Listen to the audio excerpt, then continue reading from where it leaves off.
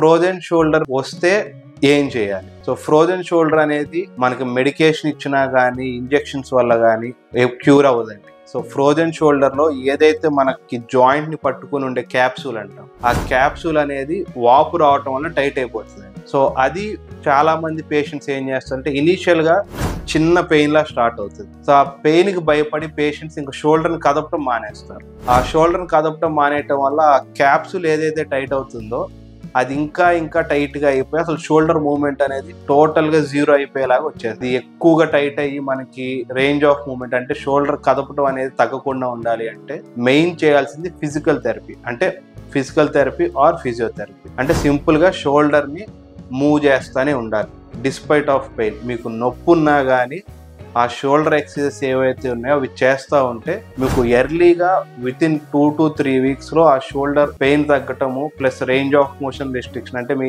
చెయ్యి కదలటం ఏదైతే తగ్గిందో అది కూడా నార్మల్ అవుతుంది. Most of the time frozen shoulder లోపల ఉన్న డిసీజ్ ప్రాసెస్ కంటే పెయిన్ వల్ల పేషెంట్స్ మెంటల్గా చేతిని కదపటం ఆపేస్తారు. ఆ కదపటం ఆపటం వల్ల ఫ్రోజన్ షోల్డర్ అనేది బాగా సివియర్ అయిపోయి అసలు చెయ్యి అసలు ఎటు తిరగని స్టేజ్కి వెళ్ళిపోతుంది. పేషెంట్ చాలా ఓపిక్గా పెయిన్ తట్టుకొని ఎంత ఫిజికల్ థెరపీ చేయగలిగితే అంత త్వరగా రికవర్ అవుతారు.